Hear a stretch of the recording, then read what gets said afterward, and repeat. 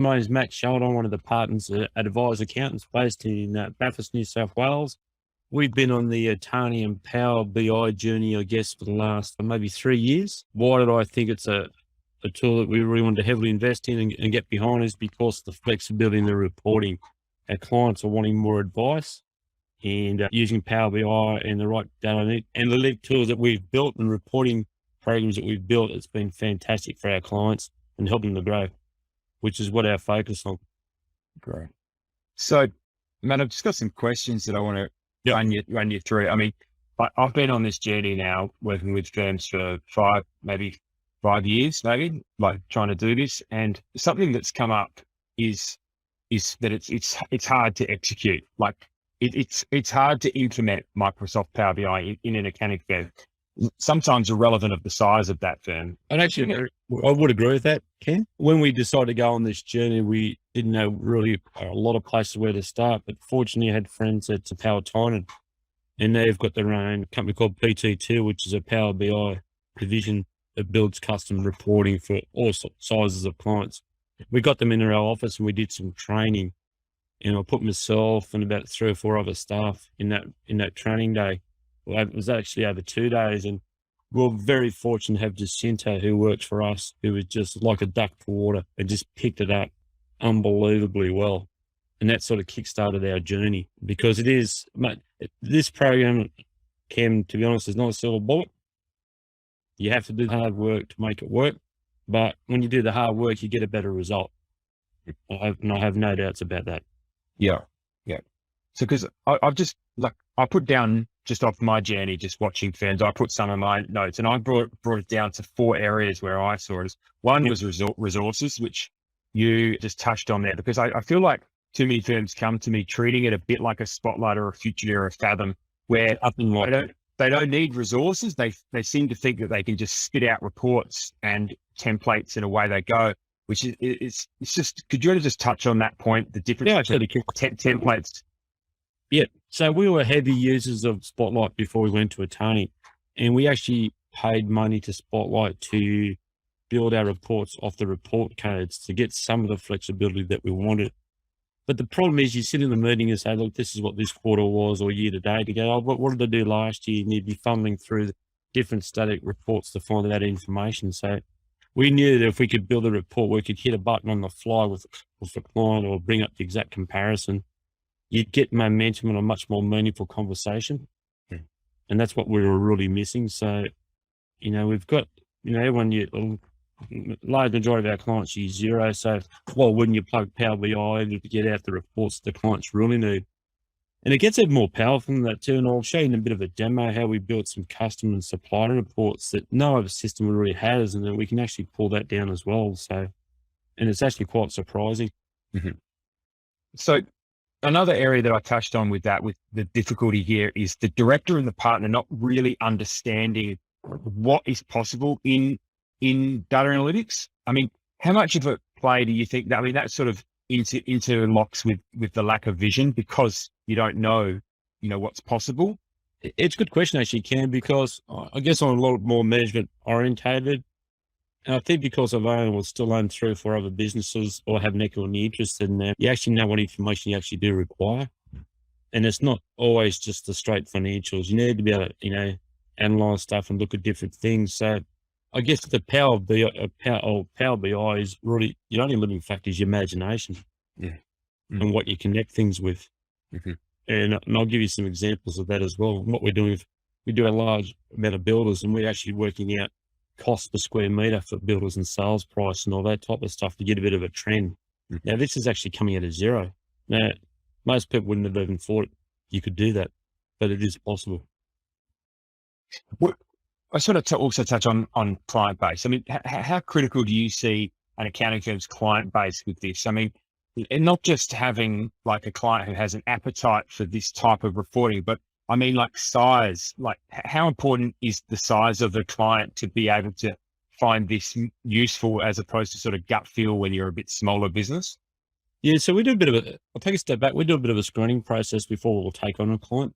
Generally now, we do not take on a client unless they're quarterly with us.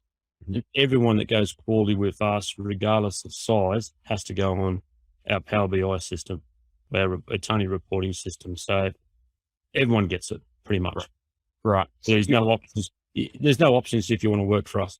And to be fair, if you just want to come to us just to do your tax, we're not actually interested in your work because we want to help businesses grow. And that's where Tani sits in behind. What it enables people to do, gives some data. I find accountants are very hard, struggle at doing true business advisory.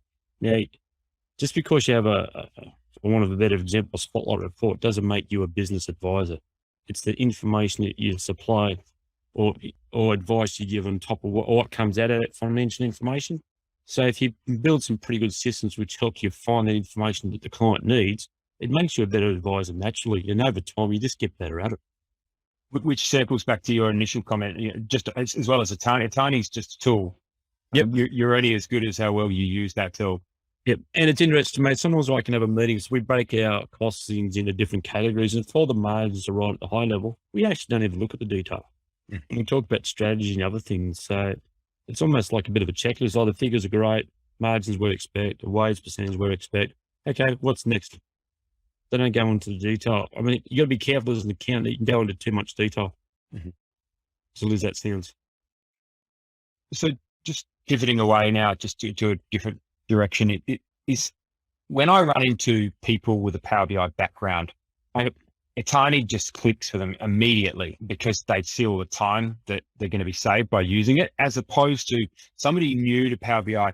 They constantly ask me, or at least that they might not always ask me, but they'll think it in their head is, why do we need Attorney? Why wouldn't we just go and use Microsoft Power BI by itself? Why can't we just But there's a bit of a trick there, but that's not as easy as it sounds to do all that type of stuff. And the reason being is, obviously we use Attorney at the front end to control which part of or which employee gets what report, which is pretty important. You can PDF stuff, but the biggest thing is that we don't have to build out a lot of the integrations. It's all there. All we have to do is actually do the visualizations. And that saves a massive amount of time. Yeah. I mean, so the centralization of the data in a database that you can just have feeding into the reports. Well, it does make me smile, mate. When I go to your websites every so often, I see all these new programs that you integrate with, and half the ones I suggested.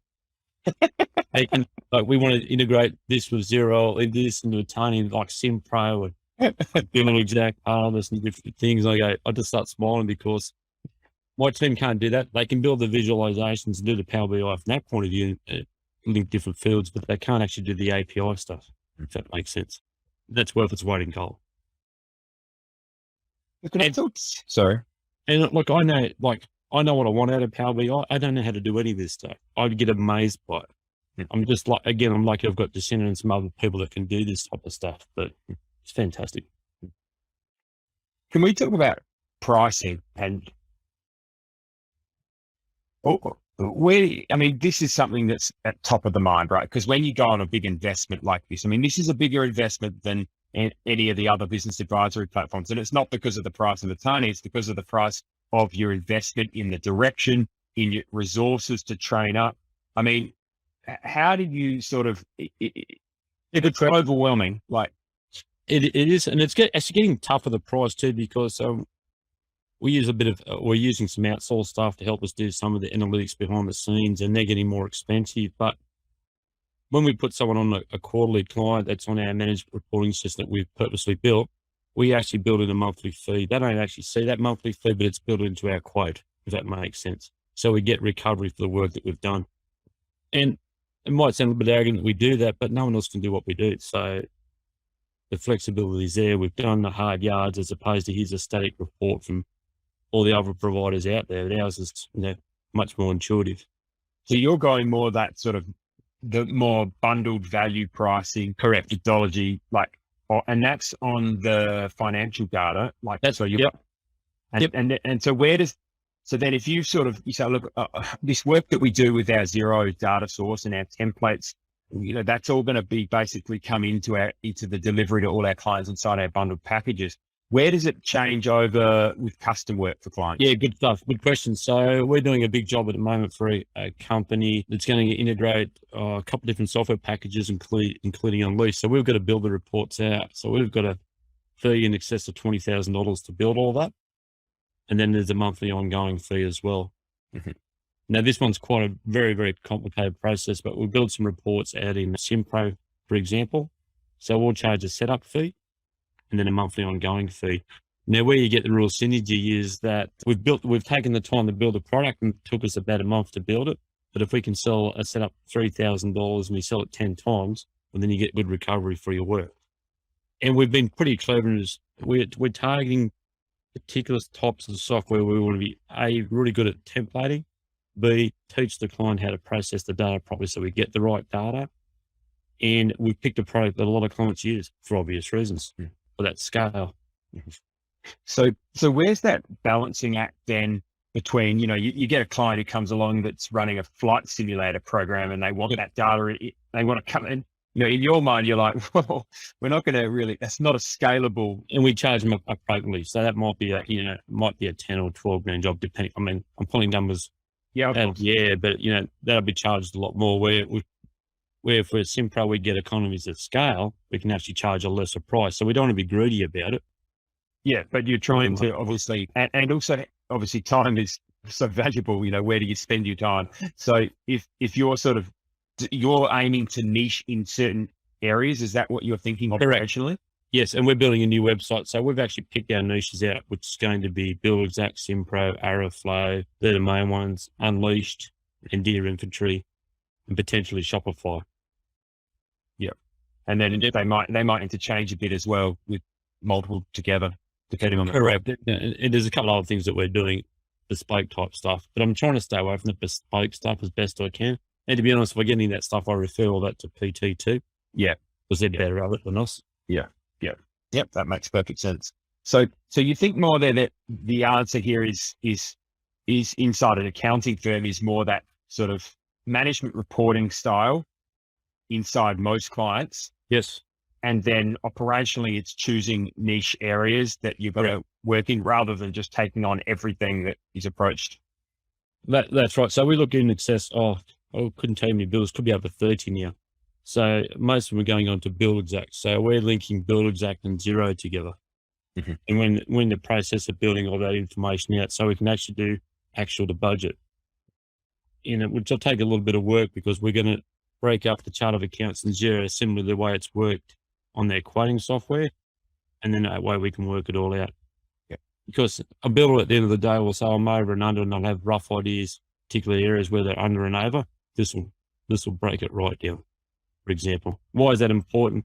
We're living in an environment where building prices are going up exponentially at the moment, and will get worse, unfortunately, with all the floods we've just had, that we've got to be all over this. And we also do a lot of trade-based, hence we're doing a lot of work in SimPro and Aeroflow.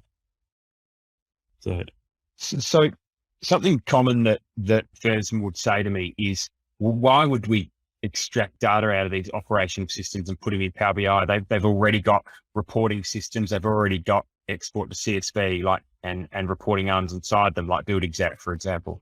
Yeah, but they haven't got the time, mate. They just want to be able to load in our system. There's all the information that they need. And ultimately, at the end of the day, SimPro and Aeroflow don't give us all the reports that we want anyway. Mm-hmm. A typical example of what we've built out in, say, SimPro is, we know what the budget of jobs is over the period. We know what our costs to date are. We know what costs are to complete it, so we can actually work out if we're going to be under or over. And we're trying to identify where we're in trouble on particular jobs before it happens. Now, normally SimPro doesn't tell you that, so we've built a report to do that, if that makes sense. Yeah. We want to get ahead of the curve and identify potential issues on jobs in relation to job profitability. Mm-hmm. Okay, so how important is it to hire or upskill staff to drive Power BI data analytics in this? It's really important, mate. If you think, and you've got to have the right person with the right mindset that wants to do it and fits the mold. And I've been very blessed with Jacinta. That was just, as I said, like a duck to water. So it was easy for her. But I'm sure in most accounting firms, there's someone out there would just eat this up for lunch. Mm-hmm. They would love it. But you got to invest in it. You got to give them the time to train. We've put plenty of training into the center, which is getting better and better. And it's a journey. You can't say, okay, you got a month to be up to speed. It takes a long time. Mm-hmm. Maybe because we're doing more complicated stuff, I'm not sure, but it does take some time. So then, like following on with that, with, upskilling, like you said, those resources, how would you advise firms concerned that the Power BI person walks out, and then you're high and dry? They're definitely a concern for me because I've only got the one plus a couple of outsourced type people. So we will try and find someone else to put on at some point. I'm very fortunate. We've got a pretty good working relationship with PT too, so they'll help us out. But yeah, we want to have more than one. So I'm hoping by over the next 12 months, we have 3 people working this space, if not more, because I see it's part of our future. As Xero becomes more automated, does more of the accountants type work, we want to be in helping businesses grow, etc. And I still believe that people we're going to employ in the future, that's where they're going to want to work.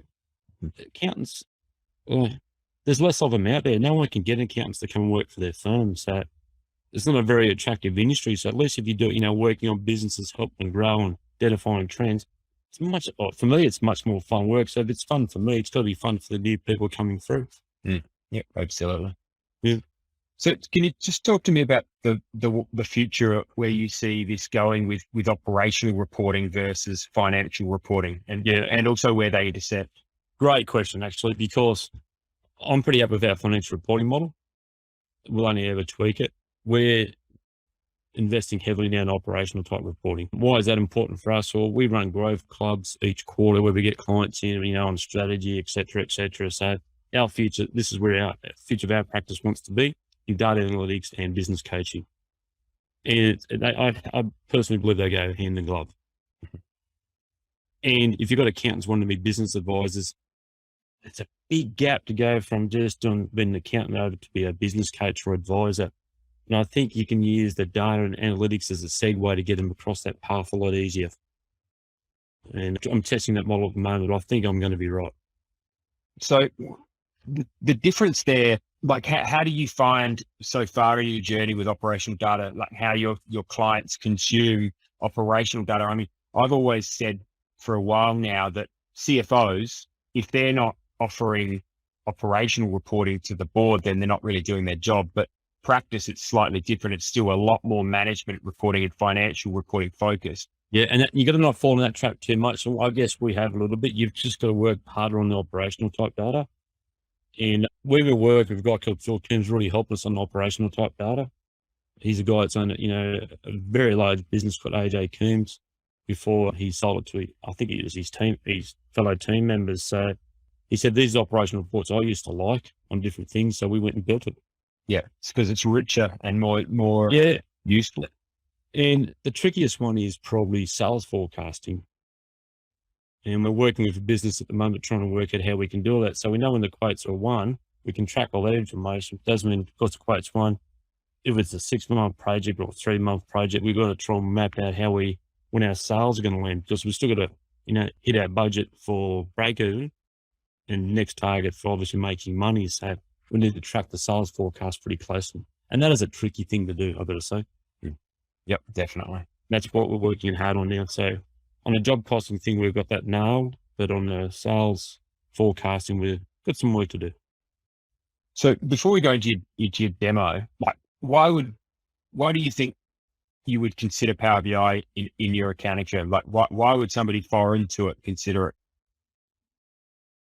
Good question. I reckon a lot of my clients that come to me already know how they've traded for the year and what the profitability is. So, if I'm not adding value, what's the point of having a meeting? So I use Power BI as a way of adding value. It's part of our value proposition. And then I'm pretty lucky. We look after a lot of large clients, so they're very, very switched on. They don't understand the numbers as well as I do. So it's just getting the numbers out that they want, that they don't know how to get. And sometimes it's like, what's that old saying of Henry Ford? If I asked people what they wanted, they would have wanted a faster horse as opposed to a car. And I think there's a bit of that element in all this. Yeah, that's great. Yeah, excellent. All right. Well, I'd love to see if you want to show some of these reports. That'd be fantastic. I'll just slide that up now. So let me share one of my screens. Hope that's the right one. Yep, coming through. That's coming through all right. Yep. I'll take you through some reports we have. So we have our financial reports, some cash flow reports, supplier customers, and some building industry type stuff. I'll show you the big picture one. So this is all custom built, like This is all designed this. Yeah. So obviously there's your P&L information at a basic level, your break evens at monthly, what your average sales are, what you're over and under, bit of a snapshot on your cash drivers, liquidity, debtor days, etc. But the best thing about this is I can say, okay, but I only just want to look at it September, and I can click a button and all the numbers will change. And there you go. But then I can say, but I want to look at last year's and I want to look at it for 3 periods.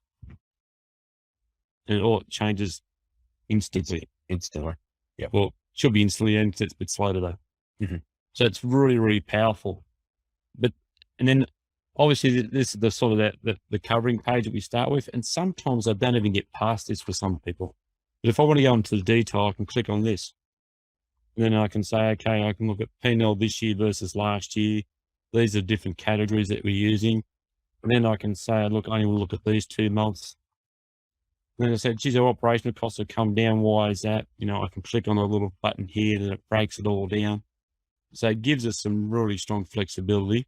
And then we can go to quarterly and pick up December, and we can do rolling quarters. So it's not locked in by financial years either. So we've got total flexibility. And you can actually get down here. You can actually right click on that. So what's the purpose of that, Matt? Is this the comparative metric that's critical? Is to be able to compare previous months, previous quarters, previous years, instantly looking at where the trends are and whether you're aligned with where you were? And a lot of the time is we'll look at the top line, the sales, and we'll look at percentages and GPs and all these other different cost type things. That's what they'll look at. And then I'll say, okay, operation cost is running at 1.5 versus 3.9, or, okay, no problems. Let's just move on. Let's talk about more important type stuff. Materiality. Yes. I'm not sure if this one will work. It may not. But we can actually do a bit of what if and say, look, our collection days, this is a pretty good business on 7 days. But if that was 30 and took it down to 25, it'll actually map out the cash flow difference. And then you can click through here and we can actually build out, these are our good paying customers and these are our poor paying customers. So if we want to, so what I'm saying is by that, what I mean by that is that if our debtor days are 45, we want to get down to 30, that's good. How am I going to do that? Mr. Accountant. Okay, let's look at our poor paying customers. They're the ones that we're going to talk to. So I'm actually giving them a solution. Not just saying, take your debtor days from 40 to 45 to 30, because the business owner will look at you and say, you're a bloody idiot. How am I going to do that? Well, okay, let's look at who are the bad payers. And then we've got an action plan out of it. If that makes sense. Yeah, sorry, I can't bring this up. But then we do another one where we have different suppliers in here as well. And we do the same sort of information. Because this is a demo file, we haven't got that information in here. Oops, go back in. And I'm just giving you a really quick snapshot, Cam. Yeah. So with what you've designed here, Matt, this is obviously a work in progress over a long time. Oh, that's right. I mean, is this because I think people would look at this and go, wow, I want it. But then they're like, how do you even start? I mean, is it just that you just start with a base, okay, so then let's just get a draft. And then as you go along, you have different meetings with clients and you go, I'm going to put that in there and I'm going to put that in, you're sort of tweaking it as you go as well. Correct. And we had a lot of this stuff sort of built on itself and then we just automated it. Yeah. So we didn't have to key it into a data sheet. We just automated it. This one I love, probably one of my favorite ones. So we do look after a huge number of builders. So we have a bit of a heat map where we look at profitability versus the size of a house, and it gives us our top 5 most profitable jobs. Then we can click in. That's coming from tracking categories, isn't it? Yep. Yeah. And we've got a little sneaky method that once the job's complete, we can put in the square meter rates and then it pulls that out. So we can say, okay, this house was 420 square meters. The sale price was 1,100. Cost price is 841. What our GP is per square meter. So how much of this, Matt, has changed the way are you not always looking after the bookkeeping? I mean, just the thought process on chart of accounts and tracking categories and this type of thinking behind how you bookkeep, has that changed a lot? Because not really. No. Because you're already doing it anyway. Already been doing it forever. Because you were putting it for Excel. Yep. Yeah. We actually train our clients in Xero and we don't charge them for it. The better they are at doing that, the better this information is going to be, and the quicker we can do the job. It's a pretty simple process. Now I work with all the builders I work with. This is the main report we go through. Because if we get this right, we know everything else is right in the business. Because everything else falls out. If that makes sense. Yep. Now we spoke about a little bit about operational data.